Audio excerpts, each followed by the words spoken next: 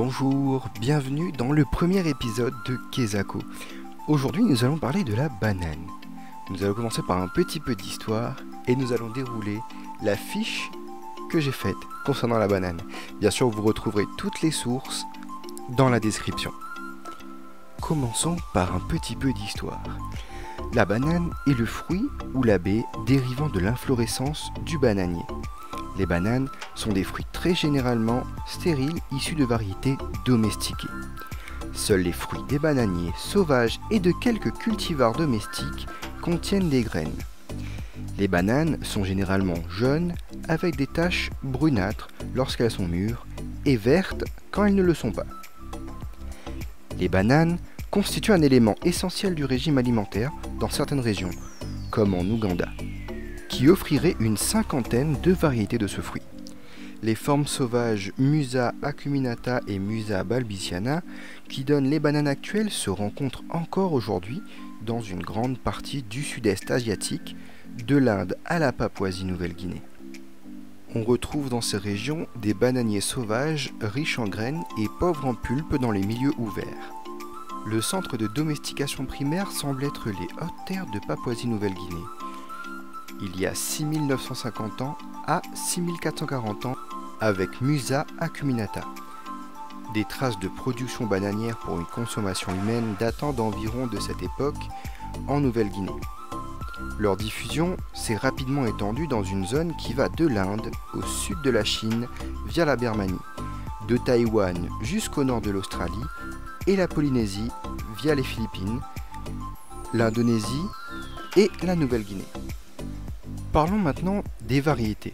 La très grande majorité des bananes consommées de nos jours sont issues de ces deux espèces sauvages, Musa acuminata et Musa balbiciana, seules ou hybridées. Plusieurs systèmes sont proposés pour la dénomination correcte des espèces cultivées. Musa paradisiaca pour toutes les variétés, Musa acuminata balbiciana pour les hybrides et Musa acuminata ou Musa balbiciana pour les variétés non hybridées. Point culture. Le bananier cultivé en plantation traditionnelle demande un sol bien drainé, profond et légèrement acide. La culture est exigeante en éléments minéraux. Une pluviométrie annuelle d'environ 1200 mm et des températures supérieures à 15 degrés sont nécessaires. Le bananier est une plante pérenne, le cycle végétatif dure environ 1 an. Après la récolte du régime, la pousse principale périclite, c'est à partir d'un rejet latéral qu'un nouveau cycle de culture redémarre grâce à la technique de bouturage. Les plantes lacérées sur place et la parcelle replantée plus loin. En cours de cycle, des rejets qu'il faut supprimer apparaissent continuellement. On en garde cependant un tous les 3 mois, de manière à pouvoir récolter régulièrement un nouveau régime. Les souches produisent pendant 5 ans, au-delà, il faut replanter à partir d'un rejet latéral prélevé sur un plant sain. Les bananes sont présentes toute l'année sur les étals. Les plus grands pays producteurs se situent aux 4 coins du monde: Inde, Brésil, Philippines, Équateur et Indonésie, offrant ainsi une production ininterrompue. La longueur et la grosseur des bananes varient autant que leur couleur, qui peut osciller pour sa peau entre le jaune pâle, jaune, rosé, rouge et même noir quand elle est bien mûre. Et pour la chair, elle peut être de couleur blanc cassé à crème selon les variétés, qui tirent même sur le brun quand elles sont bien mûres. Comment la consommer? Crue, cuit ou fermentée, on peut ainsi trouver 3 grandes catégories d'utilisation pour la banane. Banane dessert. Ce sont les plus cultivés et qui font l'objet de courants commerciaux importants entre les zones de production et les zones d'importation, Europe et Amérique du Nord. Alors qu'il existe de nombreuses variétés, la majorité des bananes commercialisées aujourd'hui est de type Cavendish, du nom du 6e duc du Devonshire. Après avoir été la variété Gros Michel, qui elle a été décimée par la maladie de Panama causée par le champignon Fusarium oxysporum dans les années 1940. Les bananes à cuire. Dans ce groupe, les principales sont les bananes plantains. Ce sont des bananes plus grosses que les bananes dessert, bien que tout aussi savoureuses, crues que les premières. Leur chair est plus ferme et il est plutôt d'usage de les consommer après cuisson car elles restent entières. Les bananes à bière, elles se caractérisent par une pulpe amère, elles ne sont que rarement consommées directement. Le critère déterminant ce type sont les nombreuses gouttelettes brunes émises par la pulpe coupée fraîche, alors que les plantains ont des gouttes beaucoup moins nombreuses ou absentes et que les bananes dessert ont des gouttelettes trop petites. Elles sont fermentées, produisant ainsi un vin de banane, particulièrement apprécié dans la région des Grands Lacs en Afrique. Elles sont jolies et goûteuses, mais aussi riches en glucides, en vitamines du groupe B, en potassium et en magnésium.